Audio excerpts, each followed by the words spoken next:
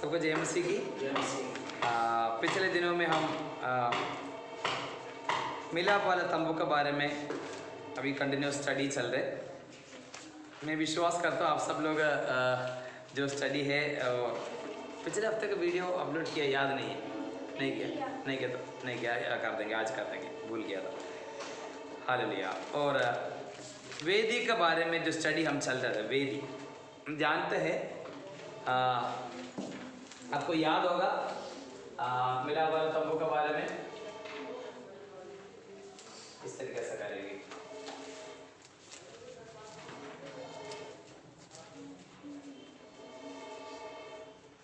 East को हिंदी में क्या बोलते हैं? ईस्ट में पूर्व, उधर ईस्ट है, जानते हैं। इधर ये वेस्ट है ना, इधर करेंगे वेस्ट। इसी जगह पर है पवित्र स्थान, आदि पवित्र स्थान। इधर गेट है, इधर तो देखते हैं, आपको जानते हैं। इधर गेट है, इधर क्या रखा है? वेदी रखा है, इधर होदी है, और इतने जगह पर पवित्र स्थान और आदि पवित्र स्थान इसका अंदर है। ईस्ट वेस्ट, तो इधर कौन सा है? नॉर्थ।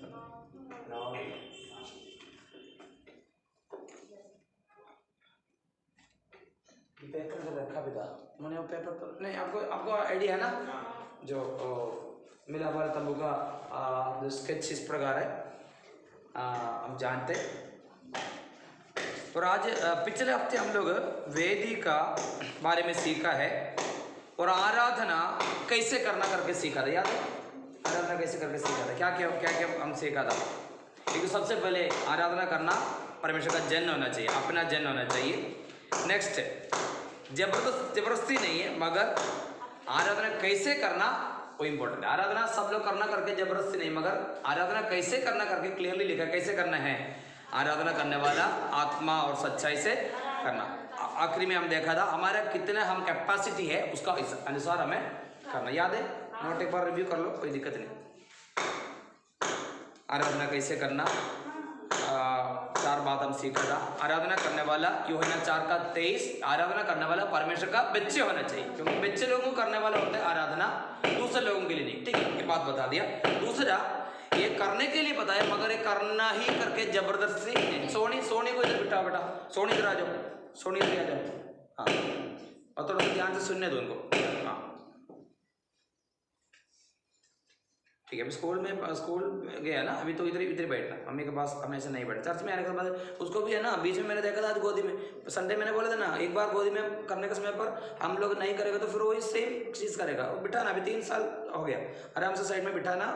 आप लोगों को सुनने के लिए कोई तकलीफ बच्चे लोग नहीं करना। अभी 2 बच्चे हैं अभी इधर, एक तो आश्चर्य है और एक आशीष है। ये दोनों को हम लोग छूट दे रखे हैं, बाकी सारे बच्चों को कंट्रोल करना। बाकी अगले संडे में भी देख लेना, बॉयज़ को मैं कुछ लोगों को रिस्पॉन्सिबिलिटी देगा, बॉयज़ का साइड में देखना, लड़कियों को भी देखना, बच्चे लोगों को नहीं तो मैं एक छड़ी संडे से पहले ला कर रख दूंगा, नहीं तो 1-2 दे देना, कोई दिक्कत नहीं। क्योंकि सीखना 2 बच्चों को छोड़कर, 2 बच्चे, बाकी सारे बच्चे लोग बड़ा है, समझने वाला है, समझदार है। मुकेश भाई वगैरह थोड़ा सा देखने बैठे, क्योंकि एक स्ट्रिक्ट बात है कि ताकि 2 बच्चे, आश्चर्य को अभी कुछ बोल नहीं सकता, आश्चर्य चलने दो, कोई बात नहीं, मगर हम कोई और पीछे नहीं है। बाकी सारे बच्चे लोग समझदार है बोलने का समय, इसलिए हम चर्च में आने के समय पर कैसे बैठने की चीज़ों को बहुत स्ट्रिक्टली देखना आने वाले दिनों में। ठीक है, और आज हम देखने के लिए आ रहे हैं आराधना। अभी पिछले हफ्ते हम देखा ये वेदी के बारे में बोलने के समय मैंने एक बात बताया था, ये वेदी देखने के समय पर सचमुच हमें क्या है, यीशु मसीह को देखना है। वेदी में क्या चल रहे हैं? बलि चल रहे। बलि मतलब ये बलि एक मांस जल रहे, मतलब वो उधर जाने के समय तुरंत हमें याद आना, यीशु मसीह को याद आना, यीशु मसीह। आज हम देखेंगे आराधना ग्रहण योग्य होने के लिए क्या करना। आज का टॉपिक है ये, आराधना ग्रहण योग्य होने के लिए। ग्रहण योग्य सही है क्या? स्वीकार। हाँ, अच्छा, ग्रहण योग्य सही है।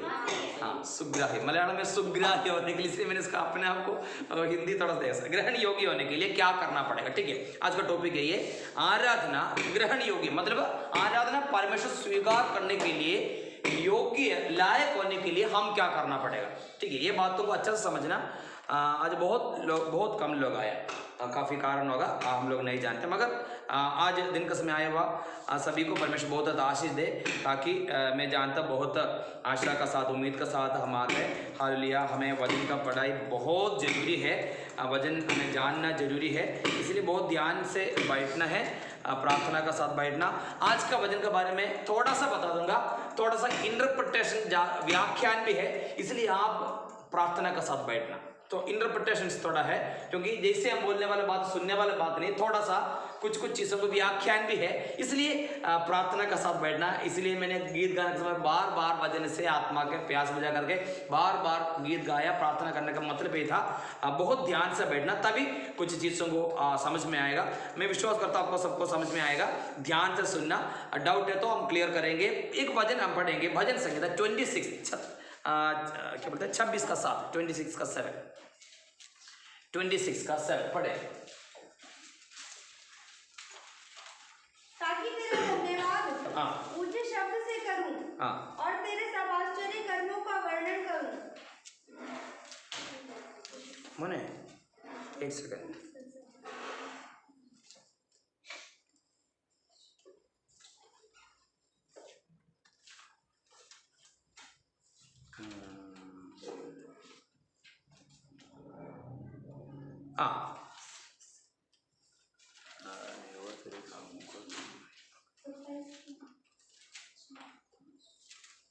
एक सेकंड बेटा, मलयालम का बाइबल भी थोड़ा सा देखना मुझे। मलयालम बाइबल से नोट तैयार करते, इसलिए थोड़ा सा ऊपर नीचे वजन हमेशा हो जाता है। हाँ 6 मलयालम में 6 है, इसलिए सॉरी मैं 7 नहीं 6, ठीक है। हाँ, मैं अपने हाथों को निर्दोषता के जल से, उसका सेकंड पार्ट, तब सेकंड पार्ट पढ़ना, 6 का सेकंड पार्ट। तब हे यहोवा मैं तेरी वेदी की प्रदक्षिण करूंगा,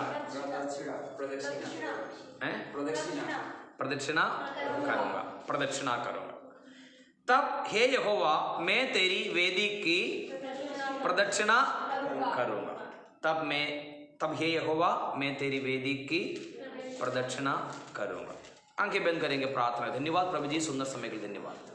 आज दिन का समय प्रभु जी, पटके हुए वचन से प्रभु जी बात करने के लिए सहायता करना प्रभु जी, अभिषेक देना प्रभु जी, हालेलुया, समझाना प्रभु जी। सुनने वाले सभी प्रिय भाई बहनों को आज का वचन को अच्छा समझने के लिए सहायता करना, यीशु मसीह का नाम से मांगते हैं, आमीन।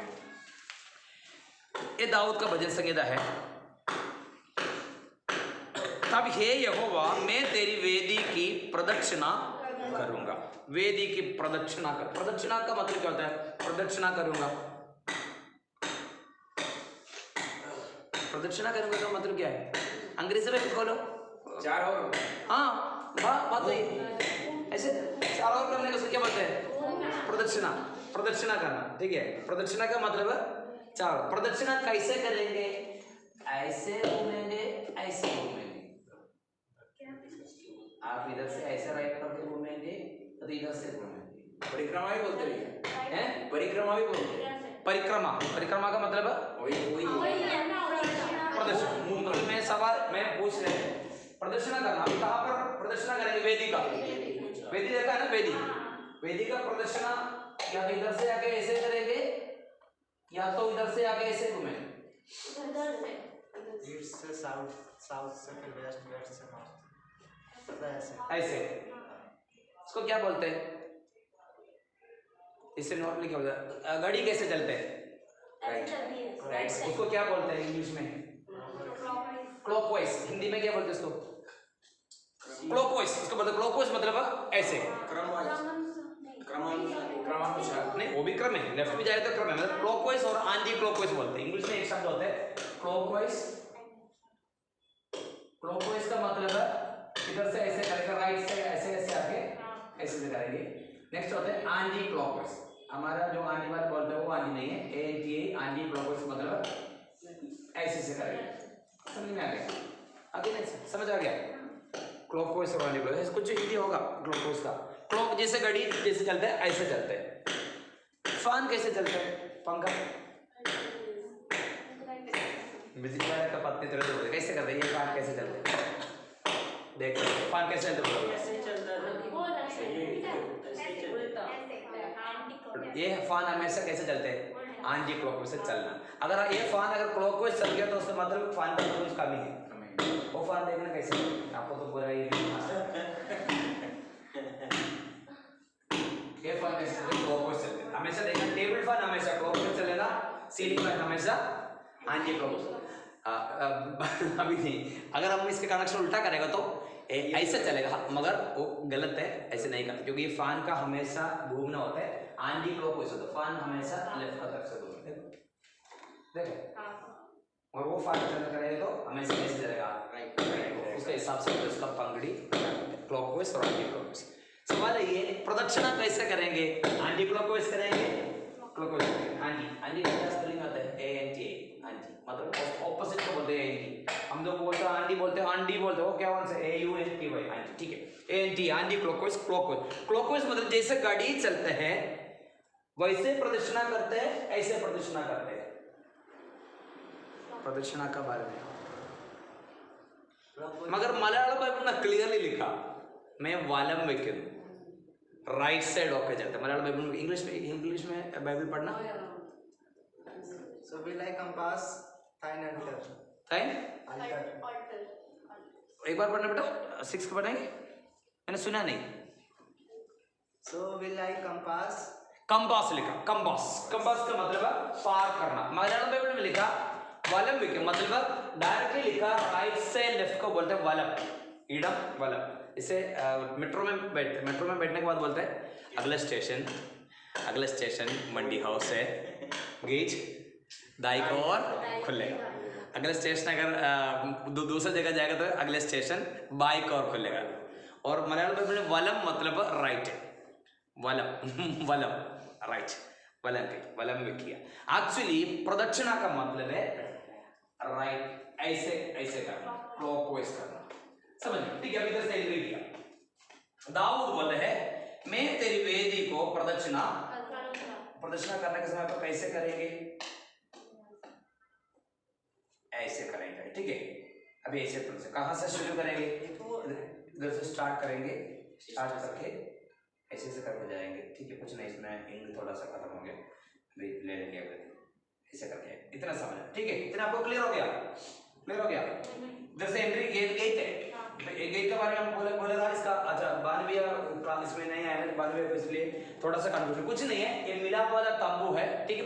92 के लिए देखा है, ये मिलाप वाला तंबू का मेन मतलब है ये परमेश्वर यहोवा ने अपने जन को बोल दिया मुझे रहने के लिए एक निवास स्थान चाहिए। उसका लंबाई कितने, चौड़ाई कितने, इसके अंदर क्या क्या चीज चाहिए, सब कुछ परमेश्वर ने मूसा को बोल दिया। उसके हिसाब से बनाया एक जगह है, परमेश्वर को आराधना, परमेश्वर को वास करने वाला जगह है। इसका 3 भाग है और 3 भाग का क्या क्या नाम है? इतने जगह आंगन, अंदर कितने जगह आंगन, एक इसका अंदर पवित्र स्थान है, पूरा टेंट है, ठीक है, समझना। ऊपर इसका अंदर में 2 डिविजन होते हैं, एक पवित्र स्थान होता है, इधर आदि पवित्र स्थान, इतना समझना। आंगन इतना पवित्र स्थान, या आंगन में नॉर्मल लोग जा सकते हैं, पवित्र स्थान में कुछ लोग जा सकते हैं, आदि पवित्र स्थान में केवल महायाजक जा सकते हैं। उधर एक वेदी रखा है, वेदी का आगे एक होदी रखा है, इतना चीज तो आप समझना, ठीक है, इतना बेसिक बात। और इसका डायरेक्शन ईस्ट वेस्ट है, मतलब है पूरब पश्चिम, वेस्ट इसी साइड में, इधर से एंट्री करते हैं, एक पूरब है, इधर से एंट्री करते हैं। अभी दाऊद बोले मैं तेरी वेदी को प्रदक्षिणा करूंगा। प्रदक्षिणा, इसका कुछ आत्मिक अर्थ हम बता देंगे। प्रदक्षिणा करेंगे, क्लॉकवाइज प्रदक्षिणा करेंगे, क्लॉकवाइज प्रदक्षिणा करेंगे तो ये क्या क्या करना, हमारे सब्जेक्ट को भूलना नहीं, टॉपिक है ये। आराधना को ग्रहण योगी होने के लिए क्या करना पड़ेगा? दाऊद ने बोला है मैं तेरी वेदी को प्रदक्षिणा करूंगा, ठीक है। इसके बाद में वेदी को प्रदक्षिणा करना मतलब हमारे आराधना को स्वीकार करने के लिए योग्य बनने के लिए, या तो ग्रहण योग्य होने के लिए क्या क्या करना पड़ेगा। हालेलुया। इसका मतलब है मैं सबसे पहले बताया वेदी किसको दर्शाता है? यीशु मसीह को दर्शाता है। ये वेदी कौन है? यीशु मसीह, क्योंकि वेदी में बेली चढ़, समझ में आ रहा है ना, इसमें यीशु बेली चढ़ रहा है और बेली वस्तु यीशु मसीह है। इसलिए प्रदक्षिणा करेगा तो मतलब आप बताना प्रदक्षिणा ऐसे करते हैं क्या, ऐसे चलते हैं, ऐसे मतलब बिल्कुल पास मतलब है देखते हुए देखते मतलब बिल्कुल पास। अगर इसका प्रदर्शन करेगा तो इधर कोई चीज का प्रदर्शन करेगा तो जैसे आप लोग जानते होंगे जो चेयर के लिए एक रेस होते हैं उसको क्या बोलते हैं गेम कुछ म्यूजिक चेयर होता है। म्यूजिक चेयर रखेगा तो जो उसको साइड चारों साइड से दौड़ने वाला कैसे पास दौड़ते दूर दौड़ता है पास होता है।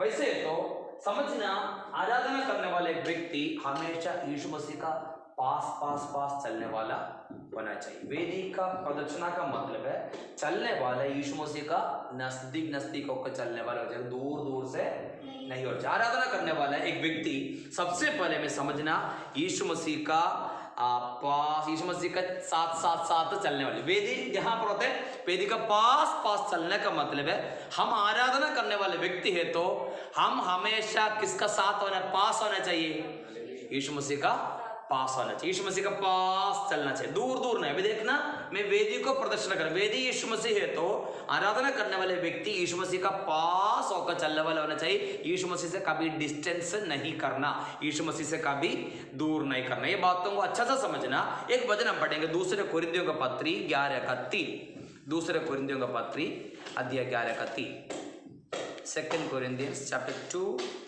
चैप्टर 11:3, 11:3।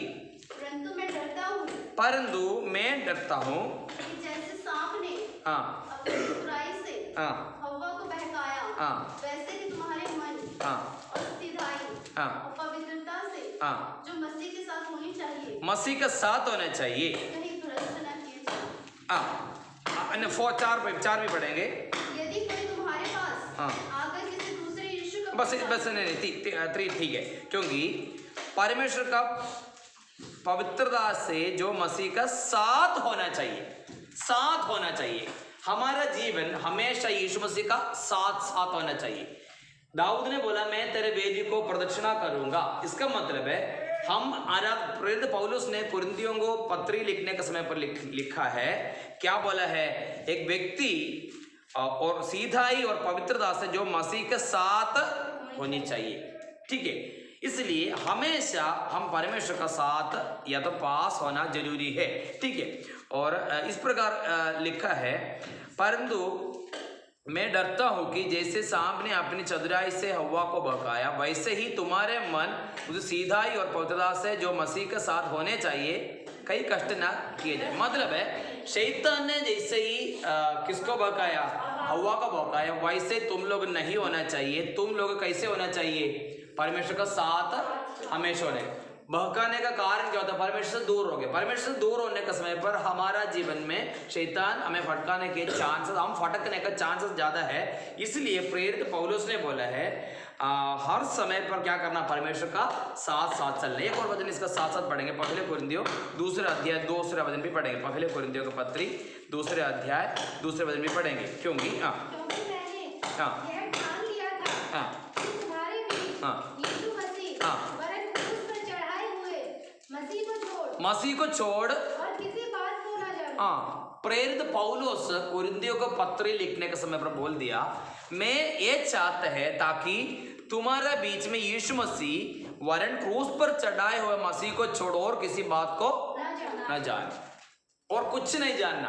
प्रेरित पौलुस की इच्छा है कुरिन्थ कलीसिया के बारे में, मैं ये चाहते हैं ताकि क्रूस पर चढ़ा हुए यीशु मसीह का अलावा और कोई चीजों को तो मत जान।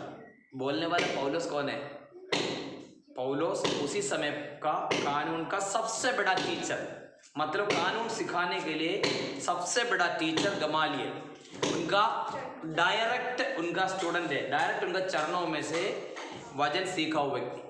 उन्होंने मैंने पिछले बार भी बताया पौलुस के बारे में, पौलुस के बारे में जो पढ़ने के समय पर ऑलमोस्ट 12-14 लैंग्वेजेस में से बात करने वाला व्यक्ति था। हमें तो मुश्किल से एक ही भाषा भी, वो भी बिना व्याकरण गलती करके लिखेगा तो मुश्किल है। अभी अच्छा से कोई लिखेगा तो कोई अच्छा टीचर के पास हमारा लिखने को लेकर तो उसके अंदर कुछ मिस्टेक जरूर मिलेगा।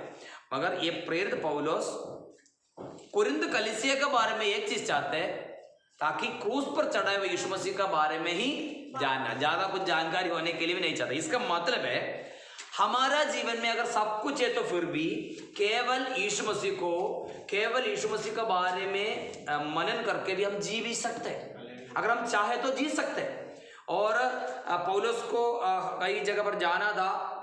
हम बाइबल हम देखने के समय पर प्रेरितों का किताब देखना अभी पूरा खोलना नहीं, 13 से लेकर 21 तक वचन पढ़ेगा तो पौलुस ने 3 बार मिशनरी सफर किया। पौलुस का 3 मिशनरी ट्रैवल, संडे स्कूल में मैंने थोड़ा बहुत तो बताया था।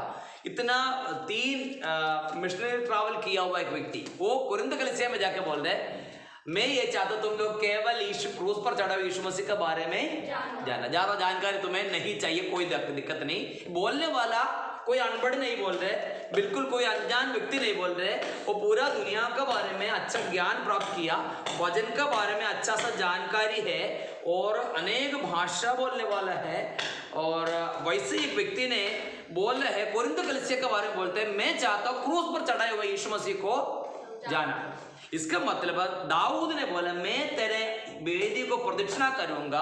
बोलने का मतलब है हमारा जीवन में हम केवल यीशु मसीह का बारे में, यीशु मसीह के बारे में ज्ञान का मतलब ये नहीं दूसरे कोई ज्ञान नहीं करके अर्थ नहीं है, हम हमेशा यीशु मसीह का साथ कनेक्टेड होना चाहिए। ये 24 घंटे यीशु मसीह को मनन करके कैसे करेगा? अब कर भी सकते हैं। काम का विषय भी हमारे मन में क्या आता है? यीशु मसीह। कहीं सफर करने के समय पर हम यीशु मसीह को मनन करके जा सकते हैं। हम किचन में काम करने के समय पर यीशु मसीह को मतलब हर समय पर घुटना टेक कर प्रार्थना करने वाली बात नहीं है। हमारे लाइफ टाइम में हर समय पर हम परमेश्वर को मनन करके, परमेश्वर को अपने मन में मेडिटेशन करके, परमेश्वर के बारे में याद करके अगर चलने के लिए अगर आपको इच्छा है तो हो सकता है। पिछले बार मैंने हनोक के बारे में बताया था। ऐसे तो दाऊद ने बोला मैं तेरी वेदी को प्रदक्षिणा करूंगा, मतलब हमारा जीवन में। इसलिए प्रेरित पौलुस ने किसको बोला था? कुरिन्थ कलीसिया को बोला मैं चाहता है क्रूस पर चढ़ाए हुआ यीशु मसीह को जाना। केवल क्रूस पर चढ़े हुए यीशु मसीह को जानने का मतलब क्या होता है? क्योंकि यीशु मसीह मेरे लिए क्या किया, यीशु मसीह मेरे लिए मारा गया, गाड़ा गया, ये सब कुछ याद करना। आराधना का मतलब हमारे टॉपिक को भूलना नहीं, आराधना को ग्रहणीय योग्य होने के लिए हम क्या करना पड़ेगा? एक वचन और पढ़ेंगे, पहले कुरिन्थियों का 14 का 18 थोड़ा सा पढ़ेंगे, 14 का 18 प्रेरित पौलुस ने उनके बारे में एक वचन बोला है।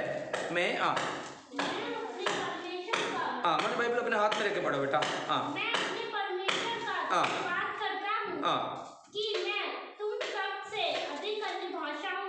इधर अन्य भाषा के बारे में बोलने के समय पर 2 ही बातों को समझना। नॉर्मली हम लोग बोलने वाला अदर टंग्स का बारे में इधर नहीं, वो भी कॉन्टेक्स्ट है। 2 ही बात इसमें से मैं समझ में आता है। एक तो हम लोग जो बोलने वाला अन्य भाषा अदर टंग्स, उसका अलावा भी अनेक भाषा जो है उसके बारे में भी ये प्रेरित पौलुस ने बोला। अनेक भाषाओं में बात करने वाला था। मैंने बोला ग्रीक भी अलग अलग होते हैं, ग्रीक भाषा भी अलग अलग होते हैं, क्लास ग्रीक होते हैं, ट्रेडिशनल ग्रीक होते हैं, ग्रीक भाषा भी अलग अलग होता है। वैसे तो हम अभी बोलेगा तो भारत का भाषा बोले तो मलयालम, तमिल, तेलुगु, कन्नड़ा, जैसे इधर हिंदी बोलते हैं, और हिंदी का अलावा गुजराती होते, मराठी होते, और गोवा में कोंकणी होते। वैसे तो अलग अलग भाषा बोलने वाला व्यक्ति प्रेरित पौलुस ने बोला तुम में से ज्यादा अन्य अदर टंग्स भी प्रेरित पौलुस ज्यादा बोलते थे। उसका अलावा नॉर्मल जो लिखा हुआ रिटन भाषा में भी बहुत ज्ञानी व्यक्ति है, उन्होंने कुरिन्थ कलीसिया को बोले तुम में से ज्यादा भाषा में बोलते, मगर मैं ये चाहता तुम क्या करना, क्रूस पर चढ़ाए हुए यीशु मसीह को। इसका मतलब है सबसे पहले हमारा लाइफ में यीशु मसीह को हमेशा हमारा मन में कौन होना चाहिए? यीशु मसीह होना चाहिए। बाकी सब कुछ सेकेंडरी है। दाऊद ने बोला मैं तेरे वेदी को प्रदक्षिणा करेगा, तो मतलब कहीं देखेगा तो क्या देखेगा? कहीं भी घूमेगा तो हमारे कीबोर्ड का ऐसे घूमेगा तो कहीं भी जाएगा तो क्या देखेगा? कीबोर्ड ही देखेगा। मतलब है हमारा जीवन में हमारा आराधना को ग्रहणीय योग्य होने के लिए सबसे पहले हमारा माइंड में, हमारा मन में हमेशा यीशु मसीह होना चाहिए। यीशु मसीह हमारा जीवन में हमेशा होना चाहिए। हालेलुया। आज इसमें से कुछ गहराई है बात करने के लिए चाहते हैं, इसलिए आप ध्यान से भी बैठना, आप प्रार्थना का साथ भी बैठना। हालेलुया। अभी हम देखेंगे प्रदक्षिणा करेंगे। आत्मिक अर्थ है, इंटरप्रिटेशन है, इसलिए समझने के लिए प्रार्थना का साथ बैठना। पढ़ेंगे लेवी व्यवस्था का किताब पहले अध्याय 16वें वचन। लेवी व्यवस्था पहले अध्याय 16वें वचन।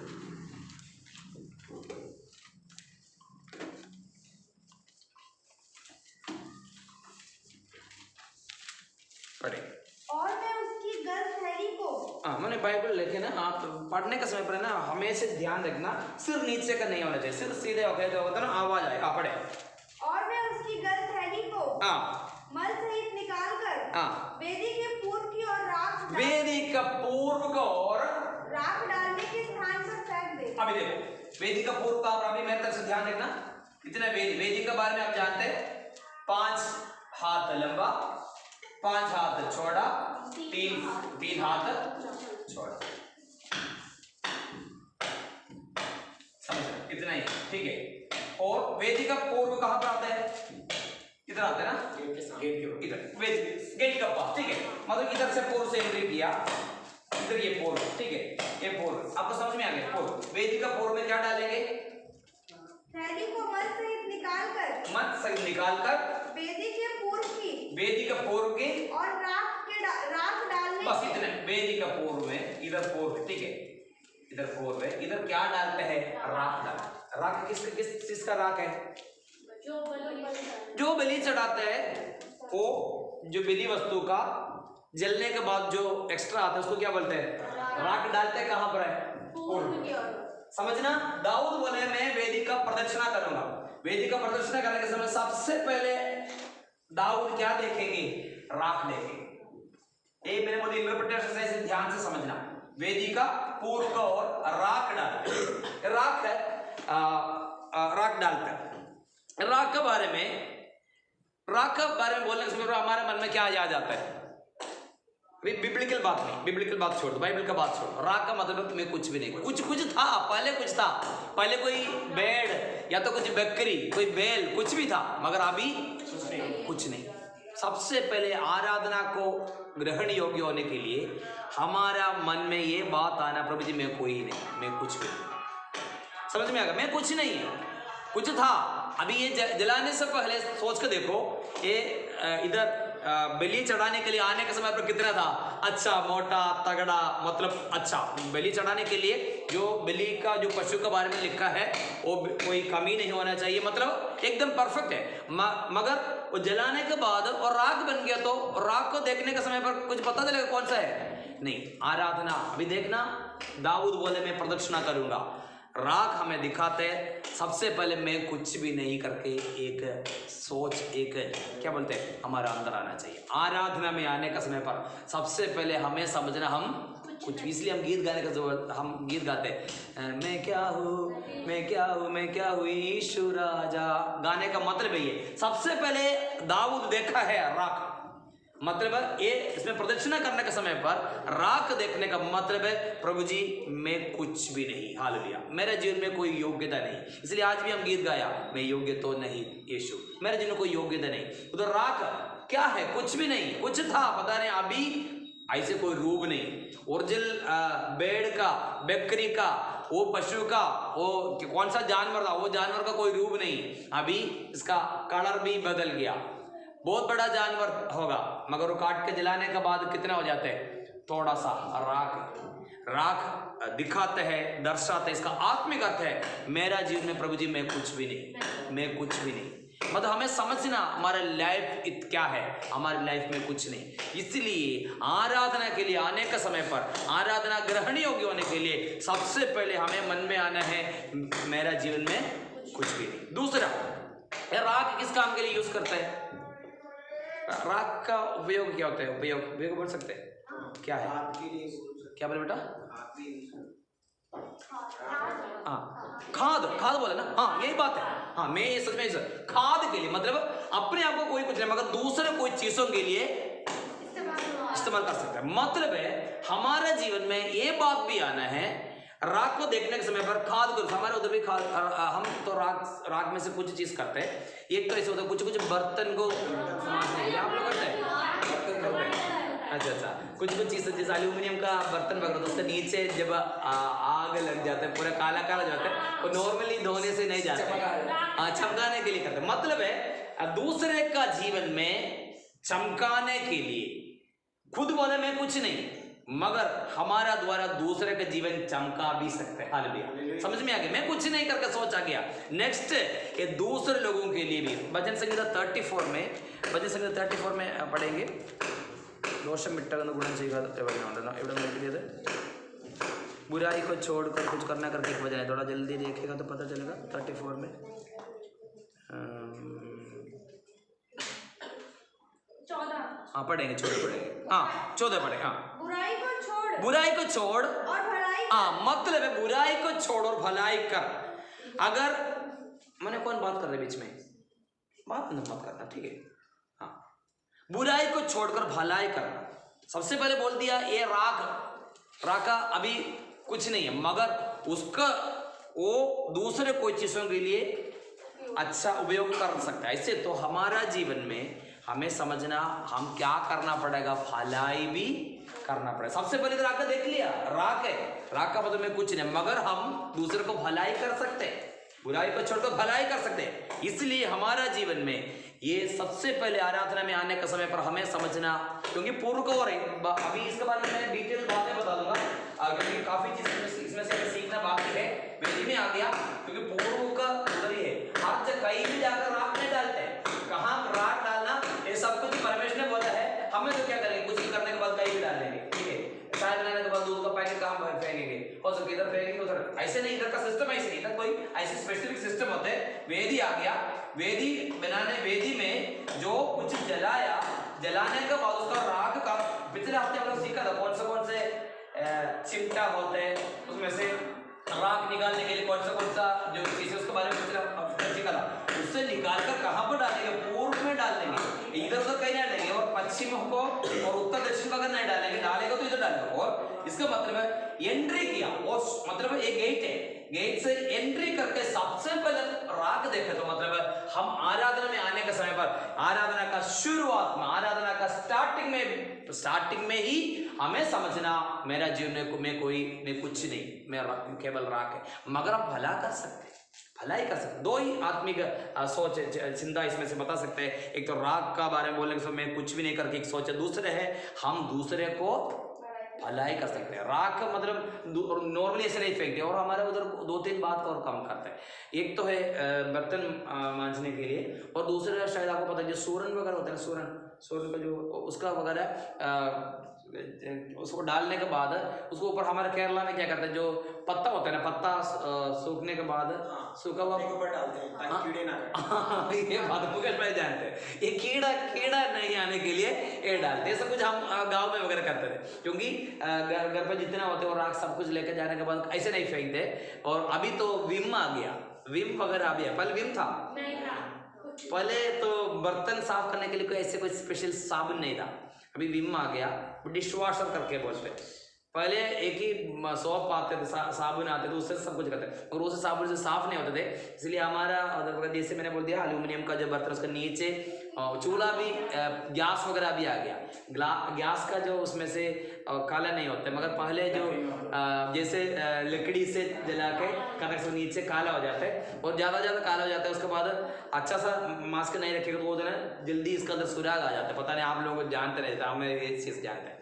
और हमारे उधर अभी भी ऐसे होता है ना, कभी चावल वगैरह रखने के लिए जो एल्यूमिनियम का जैसे एक बर्तन होता है उसका अंदर कभी कभी सुराग हो जाता है, मगर सुराग है तो फिर भी थोड़ा पानी ड्रॉप हो जाएगा, जला के वो बंद हो जाएगा, ताकि वो लकड़ी का उसमें से जाने के बाद ना वो बंद भी हो जाता है। ऐसे भी होता है।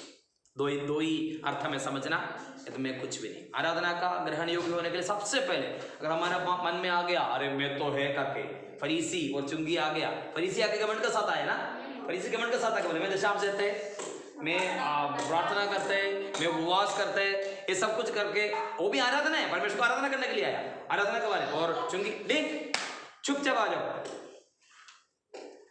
और चुंगी क्या किया था, चुंगी आके बोल दिया मैं पापी। यही बात है, राख दिखाते मैं पापी हूँ, प्रभु जी मेरे जीवन में कोई योग्यता नहीं है। और राख हमारा जीवन में हम ऐसे भी एक मजाक है इसमें वीडियो में थोड़ा सी राख के बता दूँ। इसे कभी कभी लोग प्रार्थना करते हैं, मलयालम प्रार्थना में करके बोलते प्रभु जी मैं कीड़ा हूँ करके बोलते, प्रभु जी मैं कीड़ा हूँ, मतलब बोलने का मतलब कीड़ा मगर क्या करता है कीड़ा क्या करता है, लोग काटते भी है। कभी कभी लोग बोलते प्रभु जी मैं केवल मिट्टी में कीड़ा करके बोलते, कभी प्रार्थना में बोलते कृमि बोलते बिल्कुल। और वो क्या करते उसे काटते, वो काटने वाला काम हम नहीं करना, क्योंकि क्या करना पड़ेगा, प्रभु जी मैं राख है, मैं कुछ नहीं, मेरा द्वारा दूसरे को कुछ हलाई होना, हालेलुया, दो ही बात। अभी हम देखना उसके बाद फिर कहां पर आएंगे, प्रदक्षिणा करेंगे, पूर्व में आ गया, फिर कहां पर आएंगे, इधर आएंगे, कौन से, दक्षिण, इधर इसको वेदी को प्रदक्षिणा करेंगे पूर्व से, फिर इधर आके दक्षिण में आगे। अभी नेक्स्ट आएंगे दक्षिण में। दक्षिण के बारे में 2-3 बात बता दूंगा। दक्षिणपुरी, दक्षिण, ठीक है, हम भी साउथ का है, हम भी दक्षिण से, भारत का दक्षिण से हम लोग भी। एक स्केल 47 का 1 पढ़ेंगे, एक स्केल 47 47 है ना, 47 का पहले, ये बात अब पहले वाला बात समझ में आया होगा, विश्वास करता हूँ। 47 1 पढ़ेंगे, एक स्केल 47 1 पढ़ेंगे, पेज नंबर 1027। फिर वहाँ मुझे भवन के द्वार पर लौटा ले गया। फिर वहाँ मुझे भवन के द्वार, ऐसे नहीं बोलना, ऐसे बोलने के समय पर हमें समझ में, फिर वहाँ मुझे भवन के, क्योंकि ऐसे बाइबल पढ़ने के समय पर ऐसे इस तरीके से पढ़ेगा तो ना हम इसका अर्थ को समझ नहीं पाएंगे, इसलिए पढ़ने के समय पर फिर वे मुझे भवन के द्वार पर, इस तरीके से काट कर पढ़ना, ठीक है। फिर वे मुझे, तब समझ में आ गया ना, किसी ने मुझे, फिर वे मुझे भवन के द्वार पर लौटा ले गए, समझ में आ गया। फिर वे मुझे, एक इसके बारे में लिखा है, यहेजकेल भविष्यद्वक्ता को परमेश्वर ने एक जगह को दिखाने के लिए जा रहे, परमेश्वर ने यहेजकेल को भवन के द्वार पर लौटा ले गए, पढ़ेंगे, हाँ। और भवन की डेवढ़ी के नीचे, हाँ, एक सोता निकलकर पूर्व की ओर बह रहा था। भवन का द्वार तो पूर्वी मुखी था, और सोता भवन की दाहिनी, नहीं दाहिनी नहीं, दाहिनी और सोता भवन की दाहिनी और वेदी की दक्षिण, बस वेदी का दक्षिणी, वेदी का कहां पर आ गया, अच्छा, ये मैंने बोल दिया, ये व्याख्यान है, ठीक है, इसलिए कभी ये नहीं सोचना इसको पीछे से एक नदी जा रही करके नहीं बोलना, ये व्याख्यान है, इसलिए मैंने सबसे पहले बताया व्याख्यान है, ध्यान से समझिए, बराबर पढ़ेंगे बेटा, हाँ, शोधा पढ़ो, दाहिनी ओर, हाँ, नहीं शुरू से पढ़ेंगे। फिर वहाँ मुझे भवन के द्वार पर लौटा ले गया। परमेश्वर ने यहेजकेल को एक द्वार का, भवन के द्वार पर लौटा ले गया, पढ़ेगा, और भवन की डेवढ़ी के नीचे से एक सोता निकलकर पूर्व की ओर बह रहा था। पेन नीचे रखो, पेन के बीच में से ऐसे करके क्यों फेंक के खेल रहे, निकल, हाँ, पढ़े। भवन का द्वार तो भवन का द्वार पूर्वी मुखी था, और सोता भवन की दाहिनी ओर, और वेदी की दक्षिणी ओर नीचे से निकलता था। अभी उधर समझना, उधर वेदी का दक्षिणी ओर का एक नदी है, ये व्याख्यान है, अभी दक्षिण के बारे में मैं बताने के लिए ये बात आ गया, ठीक है। उधर जाके यहेजकेल ने कुछ बात देखा है, और ये नदी के बारे में देखने के समय पर, एक नदी है, वो नदी के बारे में हम जाएंगे, दानियल का किताब में जाना पड़ेगा। दानियल की किताब जानते कहाँ पर है, हाँ, दानियल की किताब खोलेंगे, 10 का 4 पढ़ेंगे, दानियल की किताब 10 का 4, पता है कहाँ पर है, पेज, पढ़े, फिर पहले महीने के 24वें दिन को, जब मैं हिदकिय्येल नामक नदी के तट पर था, तब मैं, बस उधर से चलने वाला नदी है हिदकिय्येल, एक नदी का पास यहेजकेल को लेके गया था, कौन सा नदी है, हिदकिय्येल, ठीक है। यहेजकेल ने पूर्व देश का और एक इसका पूर्व नहीं है ना, दक्षिण को और लेके गया था, उधर एक नदी है, वो नदी कौन सा नदी है, हिदकिय्येल जानते हैं आप, जानते, कभी सुना, जरूर सुना आपने झूठ बोले मुझे, हिदकिय्येल सुना कभी, कौन सा अध्याय में, उत्पत्ति का किताब 2 अध्याय में जाएंगे, आप सब लोग पढ़ा है मगर आपको याद नहीं है, पढ़े, और उत्पत्ति के किताब शायद 2 अध्याय में 4 का आसपास कही है, देख ले एक बार, हैं, पढ़ेंगे, और तीसरी नदी का नाम, उससे पहले से पढ़ेंगे बेटा, आपने कौन सा पढ़ा अभी, 14 पढ़ा है ना, अभी आप 10 से लेकर पढ़ना, ये आपने नोट करना, हमारे टॉपिक के साथ नहीं मगर आप नोट करके रखते हैं 10 का, ये दिन से 4 नदियां, एक नदी निकला, उसमें से 4 अलग अलग भाग हो गया, उसका नाम लिखना पड़ेगा, 2 अध्याय 10 से लेकर पढ़ेंगे। उसी वाटिका को सींचने के लिए एक महानदी आनंद से निकली, मतलब एदन से निकला, अदन लिखा है, एदन वाटिका से एक महानदी निकली आगे। हाँ, और वहां से आगे बहकर 4 धाराओं में बह हाँ गई। समझना, नदी ऐसे शुरू किया, एदन पूरा एदन है, एदन से एक बड़ा महानदी इधर आ गया, आने के बाद उधर से कितना हो गया, 4 भाग हो गया, 4 भाग हो गए। एक नदी, एक महानदी एदन है, ठीक है, एक एदन है, एदन से एक महानदी आने के बाद उधर से कितना हो गया, अलग हो गया। ऐसे हमारे कुछ नदियां होते 2-3 होकर कर जाते हैं, आप लोग जाना, आपके इसे इंग्लिश में ट्रिब्यूटरीज बोलते हैं। एक नदी जब जाने के बाद उधर से 2-3 करके इसी से करके जाती है, इधर भी है ना। हाँ है। हाँ इसको लोग सरजू यमुना ऐसे करते हैं। हाँ, ये सब अलग अलग करके ऐसे करके इधर समझना, एदन वाटिका है, एदन से एक महानदी निकला और 4 होकर गया। पढ़ेंगे, इसका नाम ना पता है। हाँ, पहली धारा का नाम हाँ पीशोन हाँ, है। पहले नाम, इसका नाम क्या होता है, पीशोन। आप नदी का नाम लिख रहे हो पीशोन, अर्थ वगैरह बाद में, हमारा आज टॉपिक नहीं, इसलिए सिर्फ आप नाम लेके जाएंगे, पीशोन पढ़ेंगे। हाँ, यह वह है जो हवीला नामक के सारे देश को हाँ। जहाँ सोना हाँ, ये तो बाइबल स्टडी में जब हम आने के समय पर मैं आपको अच्छा सा बता दूंगा ये नदी कौन सा है और नदी कौन सा देश होकर जाएंगे करके क्लियरली बता दूंगा। सबसे पहले हम लोग देखा था ये क्या है, पीशोन के बारे में लिखा है। हाँ, यह वह है जो हवीला नामक के सारे देश को जहाँ सोना मिलता है हाँ। घिरे हुए है। हाँ, उस देश का सोना चोखा होता है। हाँ, वहाँ मोती और सुलेमानी पत्थर भी मिलते हैं। हाँ। दूसरी नदी का नाम है गीहोन। दूसरे नाम का नदी का नाम है गीहोन। गीहोन, इसको बोलते हैं नील नदी। गीहोन है नील नदी, इजिप्ट से जाते हैं। पहले जो पीशोन जाते हैं, अरेबिया होकर चलने वाला नदी है पीशोन, वो अरेबिया कवर करते हैं। दूसरा नदी का नाम है गीहोन। गीहोन कौन सा नदी है, नील नदी, रिवर नाइल, ठीक है, इजिप्ट होकर चलते हैं आगे। हाँ, ये वही है जो हाँ। कूश के सारे देश को घेरे हुए है। हाँ, कौन सा देश है, कूश। कूश देश कौन सा देश है, अफ्रीका, ठीक है, कूश देश अफ्रीका। हाँ, कूश स्त्री अफ्रीका, ठीक है, समझना। और तीसरी नदी का नाम तीसरे नाम का नाम ऐसे बोलने के समय पर रेगुलर पढ़ने के समय बेटा वो अच्छा से पढ़ना सीखना, ठीक है।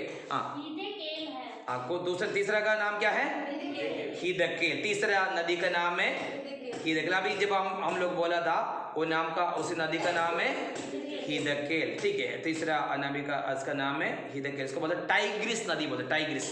अभी का कौन सा नदी है, टाइग्रिस नदी, ठीक है, वो ये हिदकेल आगे। हाँ, यह वही है जो अशूर के पूर्व की ओर बहती है। अशूर कहाँ पर है, सीरिया का पूर्व। अभी अब माप नक्शा अगर मिलेगा तो मैं क्लियरली बता देता हूँ, या तो आप ये नदी का नाम आप लिखना। सबसे पहले मैंने कौन सा नदी बताया, पीशोन बोला था, पीशोन। नेक्स्ट मैंने बताया गीहोन मैंने बताया था, कौन सा नदी बताया था, नील नदी या तो रिवर नाइल, और तीसरा हिदकेल या तो टाइग्रिस नदी। आप बाद में गूगल में देखो तो टाइग्रिस नदी कहाँ से कहाँ तक जाता है अभी देख सकते हैं। अब पढ़ेंगे। हाँ, ये वही है हाँ। अशूर के पूर्व की ओर बहती है। हाँ, अब कहाँ से और पूर्व को बहते हैं। हाँ, और चौथी नदी का नाम हाँ। फरात है। क्या है, फ्रात, यूफ्रेटिस। अच्छा, अभी तो इतना ही, हमें इसमें से मेन स्टडी ये नहीं है, इसलिए क्या लिखना, पीशोन, गीहोन, हिदकेल, फ्रात का बोलते हैं, ठीक है, फ्रात लिखेंगे, फ्रात इसको बोलते हैं यूफ्रेटिस। अभी अगर आपने इसमें देखे तो यूफ्रेटिस बोलते हैं, यूफ्रेटिस नदी अभी का है।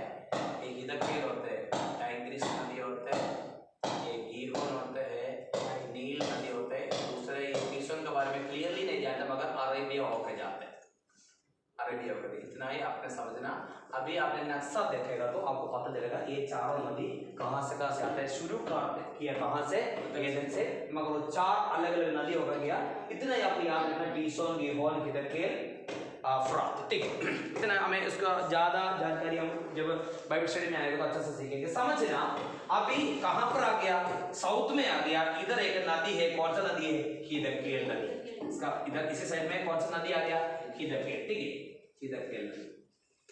इधर इसका किनारे में जाकर दानियल ने एक दर्शन देखा था। कौन सा नदी का किनारे में, 10:4 दोबारा पढ़ेंगे, दानियल का 10:4। वापस हम दानियल का किताब में जाएंगे। हाँ, कल का किताब हम पढ़ा था ना, 10:4 पढ़ेंगे। फिर पहले महीने के पहले महीने के 24वें हाँ जब मैं हिदकेल नामक ये किसने लिखा है? दानियल। जब मैंने हिदकेल हाँ हिदकेल नामक हाँ नदी के तट पर था। हाँ नदी के तट पर कौन बैठे अभी? दानियल। हाँ तब मैंने आंखें उठाकर देखा। हाँ तभी दानियल ने आंखें उठाकर देख लिया। ठीक है, हिदकेल नदी का तट पे है और दानियल आंखें उठाकर देख लिया। हाँ कि सन का वस्त्र पहने हुए। हाँ वो क्या देखा है? सन का वस्त्र। कौन सा वस्त्र था? सन सन का वस्त्र पहने हुए। हाँ और उफास देश के। हाँ उफास देश, एक देश का नाम है उफास। ठीक है, उफासी याद रहेगा तो जल्दी आ जाएगा। उफासी देश में से हाँ कौन सा है? उफासी देश का कुंदन से। कुंदन क्या होता है? कुंदन हाँ अच्छा कुंदन बोलते हैं। कुंदन कैसे लिखते हैं? या तो दा है ये नाका है। सही है। कुंदन का मतलब क्या होता है? सोना। Fine gold. नॉर्मल गोल्ड को ये तो सोना बोलते हैं, प्योर गोल्ड फाइन गोल्ड बोलते हैं, उसको क्या बोलते हैं? कुंदन बोलते हैं। मुझे पता नहीं था कुंदन का अर्थ क्या नाम है। हमारे उधर कुंदन बोलेगा तो मतलब अरे ऐसे करके कभी क्या करते हैं, गुस्सा आने के बाद अरे कुंदन ऐसे कहते हैं। इधर आने के बाद मेरे साथ जॉब करने वाले कुंदन आए, मुझे कुंदन क्या चीज़ है? किसी का नाम है कुंदन, हरियाणा का है। अब अभी का बात नहीं पर मैंने सोची कुंदन, सब लोग बोलते कुंदन आ जाओ इधर आ जाओ। हमारे लिए तो कुंदम है। कुंदम मतलब कुंदम को जो ये गाली वाला बात नहीं, वो उसको मारने वाला चीज़ होता है। यीशु मसीह को इधर बाला का मलयालम में बोलते कुंदम, मगर वो कभी कभी गुस्सा में ही बोलते हैं अरे कुंदम बोलते हैं। कुंदन उफास देश का कुंदन मतलब है फाइन गोल्ड। इंग्लिश में क्या लिखा बेटा पढ़ेंगे? Fine gold, pure gold. Fine gold कितने कैरेट का होता है? देखो उबासी आ रहा है, देखो उबासी आ गया ना। उबासी नहीं आना चाहिए। उबासी का मतलब आपका ध्यान इधर 24 कैरेट। प्योर गोल्ड कितना होता है? 24। आपको पता है प्योर गोल्ड कैसे पता चलता है? इसको बोलते हैं 24 कैरेट गोल्ड। कैरेट ठीक है, कैरेट का मतलब गाजर नहीं है, CART 24 कैरेट गोल्ड वही होता है प्योर गोल्ड। अगर कुछ सोना होता है 24 कैरेट नहीं होगा, 18 कैरेट का होता है, वो कम होता है, 23 पे होता है, कम कैरेट बोलते हैं। वो कैरेट के हिसाब से होता है। गोल्ड फाइन है नहीं, ये फाइन गोल्ड मतलब उफासी देश का कुंदन से पढ़ेंगे। अभी आगे बढ़ेंगे। हाँ उफास देश के कुंदन से कमर बांधे हुए एक पुरुष खड़ा है। बस इतना देखना। अभी दानियल का जो इंटरप्रिटेशन में कभी हम लोग गया नहीं, क्योंकि दानियल, एगेस्केल, प्रकाशित वाक्य में एक ही साथ पढ़ेंगे। थोड़ा सा आपको बता दूंगा। दानियल अभी हिदकेल नदी का तट पर, दानियल ने एक दर्शन देख रहे और दर्शन में एक पुरुष को देखा। एक्चुअली पुरुष कौन है? यीशु मसीह। समझना, वो पुरुष यीशु मसीह। ठीक है, वो यीशु मसीह का मतलब आगमन का बाद जो नेक्स्ट दूसरे आगमन के बाद जो कुछ भविष्यवाणी है वो सारा इसी किताब में लिखा है। उधर दानियल ने आंखें उठाकर या तो सिर उठाकर देख लिया, तभी एक पुरुष को देखा है। वो पुरुष क्या कर रहे हैं? कौन सा है उनका? वो कौन सा सोना है? कुंदन। मतलब कुंदन उसे क्या करके रखे? कमर बांधे हुए एक व्यक्ति को, मलयालम में लिखा अत्युन्नत, मतलब एक ऊंचा पुरुष को देखा। किसने देखा है? दानियल ने देखा। एक कौन है? दूसरे कोरिन्थियों 11:2 पढ़ेंगे। दूसरे कोरिन्थियों 11:2, दूसरे कोरिन्थियों की पत्री 11:2। हे भाइयों, हाँ मैं तुम्हें सराहता हूँ हाँ कि सब बातों में तुम मुझे स्मरण करते हो हाँ और जो परंपराएं मैंने तुम्हें सौंपी है उनका पालन करते हो। दूसरे कोरिन्थियों 11:2। क्योंकि मैं तुम्हारे विषय में क्योंकि मैं तुम्हारे विषय में ईश्वरीय धुन लगाए रहता हूँ, इसलिए कि मैंने एक ही पुरुष से मैंने एक ही पुरुष से तुम्हारी बात लगाई है कि तुम्हें एक ही पुरुष। कौन है? यीशु मसीह। उसी पुरुष को कौन देखा उधर? दानियल ने हिदकेल नदी का तट पर उन्होंने एक दर्शन देखा है। एक कुंदन का मतलब क्या बोलते हैं? उन्होंने कहां पर है? कमर बांध के हुए एक ही पुरुष को देखा, एक पुरुष को देखा। वो पुरुष कौन है? यीशु मसीह। हालेलुया। और उसमें से समझना वो क्या कर रखे। और आगे बढ़ेंगे बेटा, आगे भी बढ़ेंगे। पवित्र कुमारी के समान नहीं ये नहीं है। 10:4 का कंटिन्यूएशन करना। उसका शरीर फिरोजा के समान। कैसे है? फिरोजा। फिरोजा का मतलब क्या है? कलर है। मुझे फिरोजा का समान है। फिरोजा के समान हाँ। उसका मुख बिजली के समान उसकी आंखें जलते हुए दीपक के से उसकी बाहें और पांव चमकाए हुए पीतल के से और उसके वचनों का शब्द। मैंने इनका वस्त्र के बारे में लिखा है, वो कहाँ पर है? सन का वस्त्र पहने। सन का वस्त्र का मतलब क्या होता है? सन इंग्लिश में भी बड़ा बड़ा सन का वस्त्र। ये हिंदी आप लोग जानना चाहिए, क्योंकि ये हिंदी का आप तो नहीं जानते तो पढ़ने के समय कैसे पता चलेगा? हाँ, सन उसका वस्त्र का मतलब है सन का वस्त्र। सन आप जानते हैं? राजू भाई ने बोला सही है, राजू भाई ने बोला सही है। बस वही बात है, बस बोरी बनाते हैं ना, बोरी वही वस्त्र पहने है। तो उन्होंने कुंदन का उसमें से कमर बांध कर रखा है, मगर जो वस्त्र है क्या है? सन का वस्त्र का मतलब है मलयालम में चाना वस्त्र बोलो। इसी हिंदी में क्या लिखा बेटा? लीनन। मतलब इतना समझना, जो राजू भाई ने बताया वो उससे क्या कहते हैं, रस्सी बनाकर, इधर है क्या पता नहीं, हमारे उधर जैसे मिलते हैं, जैसे बोरी है ना, बोरी बोरी जिस चीज से बनाते हैं वो उसको बोलते हैं ये सन का वस्त्र बोलते हैं। वही वस्त्र पहन के रखा है। हालेलुया, वही वस्त्र है। दोनों के साथ थोड़ा सा कॉन्ट्रडिक्शन आ गया। इधर तो क्या है कुंदन, मगर वस्त्र क्या होता है? समझ लो, मैं तो ऐसे पहन के आया, अच्छा कुर्ता वगैरह पहनने के बाद फटा हुआ पैंट आजकल बोल नहीं सकते, वो फैशन है। फटा हुआ पैंट पहन के आएगा तो अब नॉर्मली आजकल फटा हुआ पैंट पहनेगा तो भी फैशन है, फटा हुआ मिलते हैं और इसलिए बोल भी नहीं सकते। देखो उदाहरण बोलने के लिए भी फटा हुआ बोल नहीं सकते। दूसरे कुछ बताएंगे, दूसरे क्या बताएंगे? एक तो सोना का है, समझ रहे हो, सोना का मतलब सोना एक कुंदन का ही है। और दूसरा वस्त्र क्या होता है? बेकार वस्त्र। मतलब है यीशु मसीह, इधर देखना, नदी का तट पर बैठकर दानियल ने देखने वाला दर्शन है। सबसे पहले दाऊद ने देख लिया, रात देख लिया, दाऊद को पता चला मैं कुछ नहीं है, मैं दूसरे को भलाई करना। फिर आके देख रहे हैं, एक व्यक्ति को देखा, वो कौन है? यीशु मसीह को देखा, एक्चुअली वो कौन है? स्वर्ग का महिमा है। तो कुंदन पहनने वाले, मगर वस्त्र क्या है? हमारे लिए क्या हो गया? पापी बन गया। तो हमारा श्राप को उठाने के लिए उन्होंने इस पृथ्वी में आया।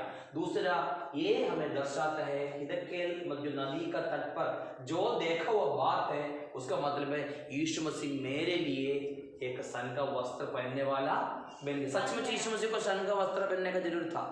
नहीं था। यीशु मसीह को हमेशा वो कुंदन भी कहाँ पर होता है? कहाँ पर है?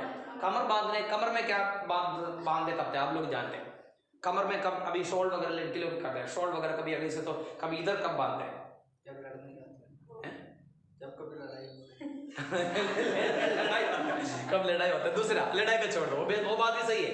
मतलब कुछ काम करना, अभी इधर कोई काम करने के समय पर क्या करेंगे? सब लोग थोड़ा ऐसे करके करेंगे, अरे थोड़ा सा ऐसे करके बांध, हम भी पैर थोड़ा सा नीचे होता है, कैसे करेंगे? ऐसे बांध देंगे। कई कब है?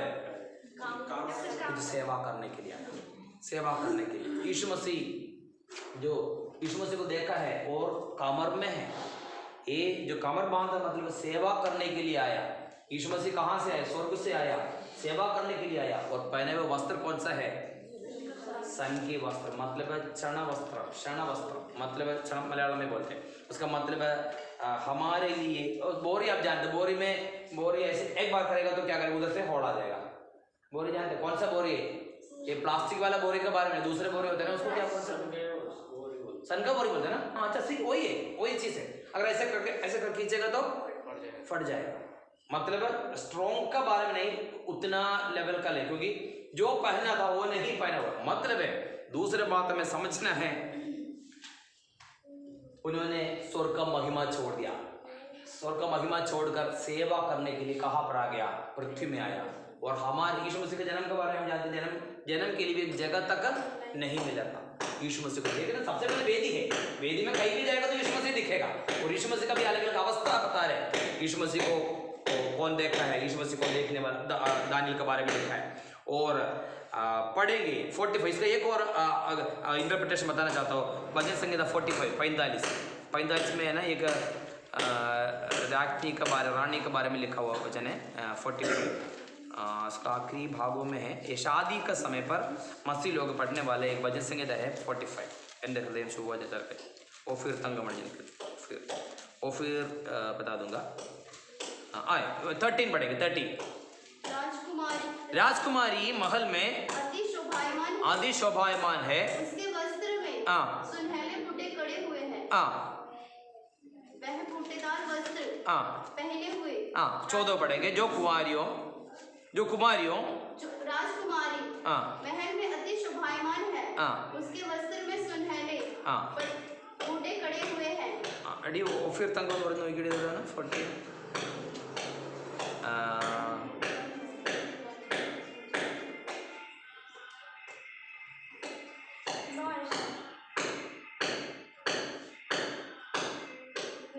नो सॉरी नो है नो ओफिर। तेरी प्रतिष्ठित स्त्रियों में राजकुमारियों भी है। दाहिनी और पटरानी ओफिर के कुंदन से। इधर राइट साइड में कोई है, वो कौन है? ओफिर के कुंदन। ओफिर और उपासी दोनों उपास के दोनों एक ही। ओफिर और फल मतलब उधर का कुंदन से पहने हुए एक स्त्री को भी राइट साइड में कौन किसको खड़ा करते हैं? पत्नी को। शादी के समय पर पत्नी कहाँ कौन सा साइड में होते हैं? आप लोग तेरा ध्यान नहीं, पति का राइट साइड में होता है पत्नी को। अभी शादी के समय आप लोग शायद ध्यान भी दिएगा, जहाँ पर पति बैठे पति का राइट साइड में किसको बिठाता है? मतलब राइट है पत्नी को दिखाते हैं। और पत्नी क्या पहन के है? ओफिर का कुंदन। ओफिर कुंदन और उपासी का कुंदन दोनों एक ही। दूसरे एक व्याख्यान इसमें से है, और मतलब पत्नी है। शादी के बारे में बोले वैसे तो हम लोग कौन है? सच में परमेश्वर का दुल्हन मतलब दिखाते हैं हम हमारे साथ शादी करने के लिए। मतलब कलीसिया कौन है? दुल्हन है। मतलब हमारे साथ ऑलरेडी शादी विवाह हो चुका है। कब है? जब उद्धार करने वाले रूप से हम अंगीकार कर दिया, तभी हम यीशु मसीह का साथ शादी किया कलीसिया, ताकि कभी भी यीशु मसीह आएगा तो हमें लेके जाए। किसको लेके जाएंगे? दुल्हन को लेके आने के लिए दूल्हा आएगा। अभी हम स्किट भी किया था ना, कौन सा? दूल्हा आएगा तो दुल्हन को लेके जाएंगे। दो ही अर्थ में समझना। यीशु मसीह आएगा, यीशु मसीह का साथ देखा ये अगला जगह पर जब आ गया दर्शन की ओर आने के समय पर दानियल ने दर्शन देखा, और दर्शन के बारे में मैंने बता दिया। और दर्शन में क्या देखा था? एक पुरुष को देखा, वो यीशु मसीह है। और यीशु मसीह का राइट साइड में कौन है? एक राजकुमारी है, ओके, ओफिर का कुंदन। मतलब हमारा साथ एक कनेक्शन है। मतलब यीशु मसीह का साथ विवाह के लिए, शादी के लिए हमें क्या कहते हैं? ऑलरेडी फिक्स कर रखा है। ये बातों को भी हमारा आराधना में हमें याद आना, ताकि हम किसी और का लड़की नहीं है। किसका साथ है? यीशु मसीह का साथ हमारा शादी के लिए मंगनी हो चुका। हालेलुया। आपको समझ में आ रहा है? इंटरप्रिटेशन है, नींद भी आ रहा है, उबास से मतलब है समझने। समझ आ गया? नहीं आ रहा? समझ आ रहा है? इतना बातों को समझना। फिर उसके बाद हम आगे जाएंगे। आगे जाने का समय, अच्छा एक और मैं से बता दूंगा। भजन संहिता पहले अध्याय 3 वचन पढ़ेंगे। इसमें से एक और अर्थ बता दूंगा, वृक्ष के बारे में थोड़ा सा है। पहले अध्याय। वह उस वृक्ष के समान है जो बहती नालियों के किनारे, नदी के किनारे में लगाए हुए। इधर तो नदी के किनारे में कौन देखा है? दानियल ने नदी के किनारे तट पे जो ये दर्शन देखा था, उधर जाके तक सही समय पर क्या करेंगे? पहले दिया 3 वचन पढ़ेंगे। क्या है? वह उस वृक्ष के समान है जो बहती नालियों के किनारे और अपनी ऋतु में फलता है। अपना ऋतु में फलता है। कौन सा फल फलता है? इब्रानियों 13:15। कौन सा फल है ऋतु में फलते है? 13वीं अध्याय 15वें वचन। इब्रानियों की पत्री 13:15। इब्रानियों की पत्री मैंने बाइबल लेकर नीचे को और नहीं पढ़ना, सीधे बैठ कर पढ़ना। स्तुति रूपी, यही है स्तुति रूपी बलिदान। सही समय पर सही ऋतु पर जो फल खाते हैं उसका मतलब क्या होता है? स्तुति रूपी बलिदान। हम क्या करना पड़ेगा? स्तुति रूपी बलिदान। समझना। इधर जब आ गया, आने के बाद एंट्री किया, राग देखा, समझ में आ गया मेरे जी में कुछ भी नहीं है। उसके बाद कहां पर आ गया? ये साउथ में दक्षिण को और आ गया, उधर एक पुरुष को देखा, यीशु मसीह को देखा, यीशु मसीह का इधर देखा है, एक पुरुष को देखा, राइट साइड में एक स्त्री को मतलब देखा, का मतलब है हालेलुया हमारे साथ शादी हुआ किया, एक दुल्हन को दर्शाते हैं। उधर एक क्या करना पड़ेगा, सही ऋतु पर फल खाते हैं, वो क्या मतलब स्तुति करके जाना। आराधना में सबसे पहले कुछ भी नहीं करके समझना, नेक्स्ट क्या करना पड़ेगा, स्तुति रूपी बलिदान। आराधना ग्रहण योग्य होने के लिए क्या करना पड़ेगा, सेकंड है स्तुति रूपी बलिदान। जल्दी हम आगे जाएंगे, इधर राइट साइड में आएंगे, फिर उसके बाद नेक्स्ट कौन सा है, नेक्स्ट कहां पर आएंगे, इधर आएंगे पश्चिम को, पश्चिम को उधर क्या दिखेगा, इधर होली प्रदक्षिणा करेंगे इधर से, इधर आएगा तो इधर क्या है, होली। होली के बारे में बहुत कुछ हमें उसका होली एक अलग टॉपिक है, वो सीखना, इसलिए सिंपल समझना। होली, होली का अंदर क्या रखा है, पानी रखा। पानी किस लिए है, हाथ धोने के लिए, हाथ धोने के लिए। तीसरा हमें शुद्ध करना, आराधना ग्रहण योग्य होने के लिए क्या करना पड़ेगा, शुद्ध होना। अब पिछले संडे हम लोग आराधना में बोला वो वचन है, फिर भी आप घर पर जाकर फिर भी यशायाह नबी का किताब एक बार खोलेंगे, जल्दी खोलेंगे यशायाह नबी का किताब। पिछले हफ्ते हम लोग कौन सा वचन पढ़ा था, 6वें अध्याय पढ़ा था ना, 6। उससे पहले अध्याय से लेकर 5वीं अध्याय तक हम पढ़ने का समय पर उसको हाय हाय करके लिखा, उसको हाय हाय करके। कोई भी एक वचन उसका अंदर दिखेगा तो आप मुझे बता देना। 5 का नहीं, 6 का 5 नहीं, 5 तक अध्याय में, 5 का अध्याय में पढ़ना। 5 तक अध्याय का अंदर काफी जगह पर दूसरे को देखकर यशायाह भविष्यद्वक्ता ने हाय हाय करके बोला।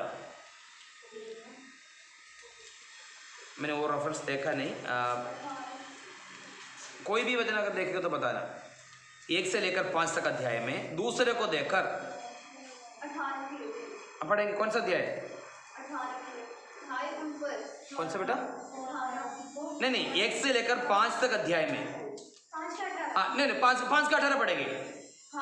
हाय उन पर 20 पढ़ेंगे।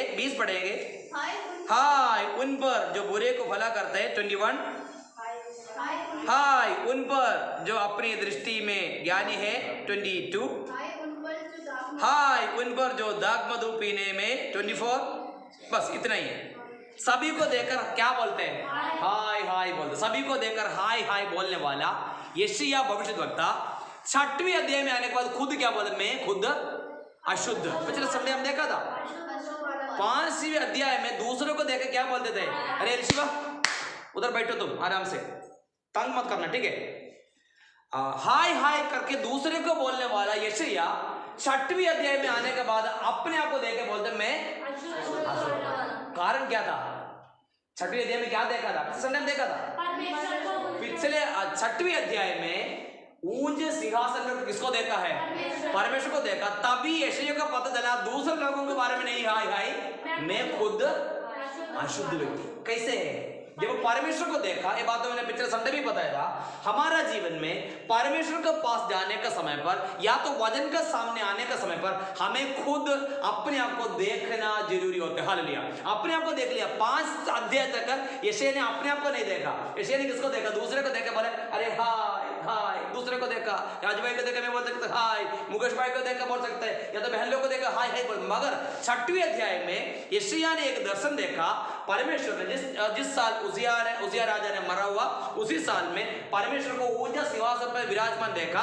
तभी तुरंत यशायाह ने बोल दिया मैं अशुद्ध व्यक्ति। अशुद्ध है तो क्या करना पड़ेगा, शुद्ध करना पड़ेगा। शुद्ध करने के लिए क्या रखा है इधर, होदी में पानी रखा। हालेलुया। इसलिए क्या करा, होदी का पानी क्या करेंगे, पानी से हाथ। हम आजकल ये भी जल्दी आपको एग्जाम्पल बोल सकते हैं, सैनिटाइज करना। आप पहले क्या करा, पानी से हाथ धोना पड़ेगा। समझना, मेरे हाथ में गंदा हो गया, गंदा होने के बाद मैं कैसे पानी से धोते हैं, पानी डालेंगे और हाथ ऐसे करेगा तो पानी से पूरा गंदगी निकाल। वो पानी फिर क्या करे, रखेंगे, वो पानी रखेंगे, ठीक है मेरा हाथ धोए हुआ पानी है, क्या ऐसे करके कोई रखेगा नहीं। अगर गंदा है तो गंदगी को धोकर वो पानी को क्या करेंगे, उसको निकालना। मतलब है पाप है तो पाप हम बोलकर निकालना। नीति वचन का किताब में लिखा है, अगर हमारे जिन्हें पाप है तो क्या करना, सबसे पहले मैं बोलना, उसके बाद उसको हटाना, बोलकर निकालना। मतलब हाथ को साफ किया, मतलब है वो साफ करने के बाद उसको क्या कर दिया, निकाल दिया, उसको अलग किया। मलयालम में लिखा है कड़ी कड़ेगा बोलते हैं, मतलब हाथ साफ करके निकाल दिया, सफाई करके वो निकाल दिया। वैसे तो इधर होदी में पानी रखे, होदी का अंदर ऐसे करके हाथ नहीं करते। अगर समझ लो, अगर हमारा हाथ गंदा हो गया क्या करेंगे, उसका अंदर जाके ऐसे पूरा करेंगे, तो उसका मतलब डिसिप्लिन नहीं जानते। अगर बच्चे भी अगर अभी कभी कभी हमें कैसे करेगा तो हाथ ऐसे करेगा तो वो ऐसे नॉर्मली ऐसे नहीं करेगा, क्योंकि फिर भी हमारे हाथ का अंदर क्या आता है, गंदगी। समझ लो एक टैंक लेके आया, टैंक के अंदर पानी है, हाथ पूरा गंदा है, गंदा पानी ऐसे ऐसे करके करने के बाद हमारे हाथ साफ हो जाता, नहीं हो जाता, नहीं आता, क्योंकि साफ होने के बाद भी वो गंदगी कहाँ से कौन सा कहाँ पर जाता है, उसी टंकी में उसी टैंक में जाता है, उधर ही से हम हाथ उठा के पहुंचते हैं। एक्चुअली हमारा गंदगी कभी नहीं जाते। गंदगी जाने के लिए क्या करना पड़ेगा, पानी उधर से निकालना और दूसरे की जगह पर रखना, निकालने के बाद हमारे हाथ में से जितने गंदगी वो सब कुछ पूरा बाहर निकलना। इससे तो नेक्स्ट जगह पर जब आ गया, वेस्ट में जब आ गया, क्या है, क्या करना पड़ेगा, हम अपने को शुद्ध होना, शुद्ध होना, शुद्ध करने के लिए हालेलुया परमेश्वर का वजह में बोलते हैं, हालेलुया। पाप है तो पाप को दूर करना, उसके बाद फिर लास्ट में कहाँ पर आएंगे, नॉर्थ में आएंगे। इधर आ गया, राख आ गया, नदी आ गया, और इधर पानी शुद्ध करने वाली जगह पर आखिरी में कहाँ पर आ गया, नॉर्थ साइड में आ गया, नॉर्थ उत्तर साइड में। पढ़े उत्तर साइड में क्या है पता है, आप जानते नहीं जानते? पहले अध्याय 11वें वचन, लेवी व्यवस्था, लेवी व्यवस्था पहले अध्याय 11वें वचन, लेवी व्यवस्था पहले अध्याय 11वें वचन। और वे उसको यहोवा के आगे, यहोवा के आगे वेदी के उत्तरी ओर, वेदी का उत्तरी ओर बलि करे। बलि बेली करना मतलब काटने वाला जगह कहाँ पर है, उत्तर, इधर ही काटते हैं। जानवर को काटने वाला जगह कहाँ पर है, इधर। राख डालने वाली जगह इधर, पूर्व, इधर इधर ही राख डालते, काटने वाली जगह कहाँ पर है, उत्तर, उत्तरी, उत्तर, उत्तर में क्या करते हैं, काटते हैं। ये काटा हुआ मेमना कौन है, यीशु मसीह, यीशु मसीह। मतलब हाँ कहीं भी जाएगा तो यीशु मसीह को दिखना चाहिए। और जो काटा हुआ मेमना कौन है, यीशु मसीह। प्रकाशित वाक्य 5:6, प्रकाशित वाक्य आखिरी किताब है, अध्याय 5:6 पढ़ेंगे। तब मैंने उस सिंहासन और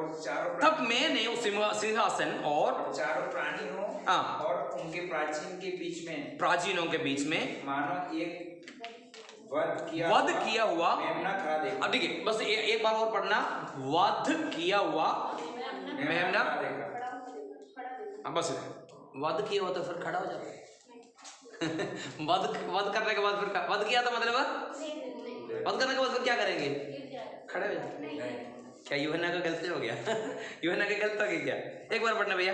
5:6। तब मैंने उस सिंहासन और चारों प्राणियों और उन प्राचीनों के बीच में मानो एक वध किया हुआ मेमना खड़ा देखा। यूहन्ना ने देखा वध किया हुआ मेमने, मगर अभी मेमना लेटा हुआ नहीं है, मेमना क्या कर रहे हैं, खड़ा। इसका मतलब क्या है आप जानते हैं, मरे हुए में से जी उठा। ठीक है, सब कुछ ये व्याख्यान इस तरीके से जाते हैं ताकि वध किया हो मगर अभी वध होने के बाद लेटा हुआ नहीं देखा है, खड़ा हुआ देखा। मतलब है हालेलुया, किसको देखा, जी उठा यीशु मसीह को। कौन देखा है, यूहन्ना ने देखा। यूहन्ना देखा मरा हुआ यीशु मसीह को नहीं। शुरुआत का अध्याय में हम देखा यीशु मसीह का महिमा सहित यीशु मसीह को परमेश्वर यूहन्ना ने देखा था।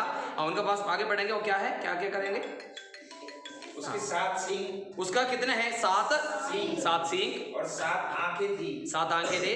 ये परमेश्वर की 7 आत्माएं हैं जो सारी पृथ्वी पर भेजी गई है। हाँ, ये 7 सींग मतलब सर्वशक्ति को दिखाता है। 7 सींग सर्वशक्तिमान और 7 आंख सर्वज्ञानी को दिखाता है। आगे उसने आकर उसके दाहिने हाथ से जो सिंहासन पर बैठा था। एक बार पढ़ना, 7 सींग से लेकर पढ़ना एक बार और। 7 आंख, 7 जो सींग के बारे में बोले ना उधर से। उसके 7 सींग और 7 आंखें थी। ये परमेश्वर की 7 आत्माएं हैं जो सारी पृथ्वी पर भेजी गई है। सारे पृथ्वी, सर्वव्यापी, सर्वशक्ति, सर्वज्ञानी, इसको दर्शाता है ये तीनों बात। उसको क्या क्या किया, उसने आकर उसके दाहिने हाथ से जो सिंहासन पर बैठा था वह पुस्तक ले ली। जब उसने पुस्तक ले ली तो वह चारों प्राणी और 24 प्राचीन हाँ। उस मेमने के सामने मेमने के सामने गिर पड़े। हाँ, मेमने के सामने क्या किया? गिर पड़े। गिर पड़े। आराधना करने वाला कैसे करना पड़ेगा? गिर पड़े, मतलब गिर कर परमेश्वर को आराधना करना। मैंने चार बात का व्याख्यान बताने के लिए कोशिश किया था। सबसे पहले हमें समझना, गिर कर, इधर सबसे पहले राख आ गया, मैं कुछ नहीं, इधर आके स्तुति रूपी बलिदान करना। स्तुति रूपी बलिदान करने के बाद अगर हमारे जीवन में पाप है तो पाप को बोलकर शुद्ध करना। शुद्ध करने के बाद इधर मेमना को देखा, कौन है? यीशु मसीह। हालेलुया। यीशु मसीह कौन है? सर्वशक्तिमान है, सर्वज्ञानी है। उनको कैसे आराधना किया? ये चार कार्य करने के लिए, आराधना करने के लिए तैयार है तो हमारा आराधना ग्रहण योग्य हो जाएगा। हमें से कोई चीज़ अगर नहीं है तो ग्रहण योग्य नहीं है। हम जानते हैं, हम आराधना करने के लिए आते हैं, हमारा आराधना को परमेश्वर स्वीकार करना करके बोलते हैं, मगर ग्रहण योग्य होने के लिए सबसे पहले हमारे जीवन में, प्रभु जी मैं कुछ भी नहीं, आप मुझे आगे बढ़ाना। हमारे जीवन में कुछ दूसरे बात, उसी समय पर भी क्या करना? भलाई करना। राख को याद रखना। राख का दूसरे को चमकाने के लिए इस्तेमाल करते हैं। नदी का किनारे में आ गया, नदी के बारे में बोलने के बाद भजन संगीता पढ़ा, उसके ऋतु पे फल खाते। कौन सा फल खाते हैं? शुद्धि रूपी बलिदान। शुद्धि नहीं करना, नहीं किया तो वो आराधना परमेश्वर स्वीकार नहीं करेगा। सबसे पहले हमारे जीवन में मैं कुछ भी नहीं करके वो सोच, एक चिंता अगर हमारे जीवन नहीं है तो वो आराधना परमेश्वर स्वीकार नहीं करेगा। नेक्स्ट आने के बाद हमारे जीवन पाप है तो पाप को बोलकर क्या करना पड़ेगा? हमें दूर करना पड़ेगा। पाप को बोलकर हमें दूर करना पड़ेगा। उसके बाद वहीं पर जाके कैसे है कि मेमना को देखने के वध की हुआ मेमना खड़े हुआ देखा, मतलब जीवित परमेश्वर को, मृत्यु को हराकर जीवित उठा परमेश्वर को सामने कैसे करना पड़ेगा? दंडवत करना पड़ेगा। कौन कौन दंडवत किया? प्राचीन लोग है और कितने लोग है? 24 लोग है। ये सब लोग क्या कर दिया? 4 प्राणियों और सब लोग गिर कर किसको आराधना किया? किसका सामने किया? यीशु मसीह के साथ है। वैसे है तो हमारा आराधना परमेश्वर स्वीकार करेगा। हालेलुया। मैं विश्वास करता हूँ आपको समझ में आया होगा। हालेलुया। अगर समझ नहीं है तो वीडियो भेज दूंगा, दोबारा आप सुनना। उसमें भी अगर नहीं सुना है तो आप एक बार और सुनना, नहीं तो कोई डाउट है तो मुझसे पूछना। मैं बताना चाहता हूँ, हम आराधना करने के लिए आते हैं, केवल इधर बैठ कर कुछ काम करने के लिए नहीं। ये 4 बात हमारे लाइफ में जरूर आना। उसके साथ एक बार आराधना करके देखो, हमारा आराधना परमेश्वर स्वीकार करेगा। हमारे जीवन में नम्रता के साथ, हमारे जीवन में, मैंने तीसरे बात मैंने बताया, शुद्ध होने के समय पर 5वें अध्याय में यशायाह भविष्यद्वक्ता ने बोला, हाय तुझ पर, हाय तुम पर, हाय तुझको, हाय, ये सब कुछ बोलने के बाद ये दूसरे लोगों को देखते थे, मगर 6वें अध्याय में सचमुच परमेश्वर को विराजमान उनका सिंहासन देखा है। तुरंत यशायाह अपने आप को देख लिया, ताकि बोले मैं अशुद्ध व्यक्ति। क्या उधर जाके कुछ बोला है? कुछ नहीं, मगर जब परमेश्वर को देख लिया तुरंत उनका कमी को उनको पता चल गया। हमारा कमी को अगर हमें नहीं पता चलेगा तो हम एक्चुअली मसीह नहीं है।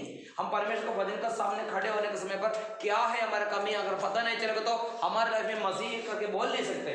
और उसके बाद आखिरी में देखा, एक मेमना को देखा है, वो हलवद की मेमना है, काटा वो मेमना है। उधर काटने वाली जगह उत्तर जगह पर है। उत्तर जगह पर क्या करते हैं? बलि पशु को काटने वाली जगह पर वहीं पर है, उसको यीशु मसीह को दर्शाते हैं। वो मेमना को खड़े हुआ देखा, तभी सारा प्राणियों 24 प्राचीनों क्या कर दिया? धन्यवाद किया। इसलिए मलयालम में क्या होता है? मलयालम में गीत ऐसे होते हैं, कौन सा गीत होता है? सिंहासनवासी गणना, ऐसे करके गीत होते हैं। तो याद है? यदि याद है मलयालम में 2 लाइन गाओ। देव कुंजाड़वन योग्य, बहुत अच्छा गाना है। Hallelujah hallelujah hallelujah.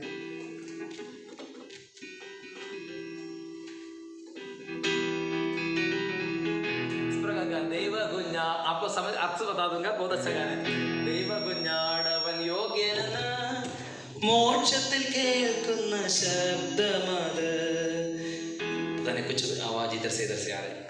एक बार और गाऊंगा, देव कुंजाड़वन योग्य, मतलब परमेश्वर का मेमना है, योग्य है, इसलिए हमें स्तुति करूंगा, स्तुतिचिड़ा वेള്ളത്തിൽ रचे, क्योंकि सारा याजक लोग आकर ये दंडवत किया करके गाना है। तो गाओ, एक बार गाओ। कम करूंगा।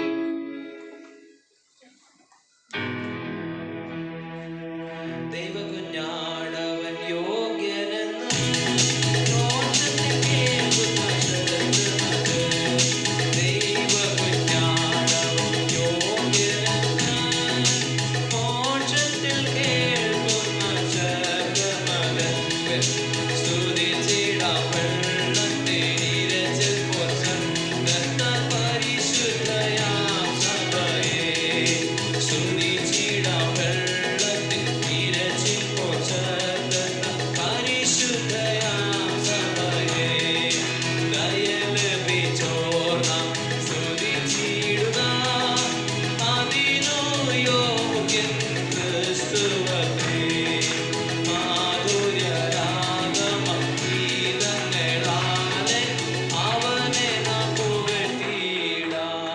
बोलने का मतलब है ये, जो इसी मेमना को देखने के समय पर सारा प्राणियों और सारा प्राचीनों यीशु मसीह का सामने, उस मेमने का सामने गिरकर दंडवत किए। हालेलुया। सब लोग अपना आंखें बंद करेंगे। आज दिन का समय परमेश्वर को आराधना करने के लिए आया। हालेलुया। परमेश्वर को स्तुति करने के लिए आया। हमारा आराधना अगर ग्रहण योग्य होने के लिए क्या करना पड़ेगा? सबसे पहले समझना, प्रभु जी मैं कुछ भी नहीं, मैं केवल राख हूँ, मगर मैं भलाई कर दूंगा। हालेलुया। हालेलुया। एक नदी का तट पर, इधर के नदी का तट पर दानियल ने एक दर्शन देखा। हालेलुया। यहेजकेल को भी परमेश्वर उसी नदी का किनारे पर लेके गया था। हालेलुया। आज दिन का समय, हालेलुया, हालेलुया, सही ऋतु पर फल खाने वाला, हालेलुया, वृक्ष का समान परमेश्वर ने खड़ा किया। हालेलुया। वो क्या है? स्तुति रूपी बलिदान। हालेलुया। उसके बाद होदी में आते, होदी हमारा गंदगी को साफ करने वाला, क्लेंसिंग वाटर। हालेलुया। क्लीन करने वाला वाटर। हालेलुया। आज दिन का समय बताना चाहता हूँ, आराधना में आने का समय पर अगर हमारे जीवन में पाप भी हो, हालेलुया, पाप को दूर करने वाला परमेश्वर। हालेलुया। हालेलुया। पाप को दूर करने वाला परमेश्वर। हालेलुया। आखिर में देखा है, हालेलुया, दंडवत करके गिर परमेश्वर को आराधना की। हालेलुया। हालेलुया। आज दिन का समय हम कैसी आराधना कर रहे हैं? परमेश्वर ने हमसे बात की है, हमारे पापों को क्षमा करने वाला परमेश्वर। हालेलुया। अगर पाप, आप यीशु मसीह को बोले, यीशु मसीह मेरा जीवन में मुझे आपने शुद्ध करो। यीशु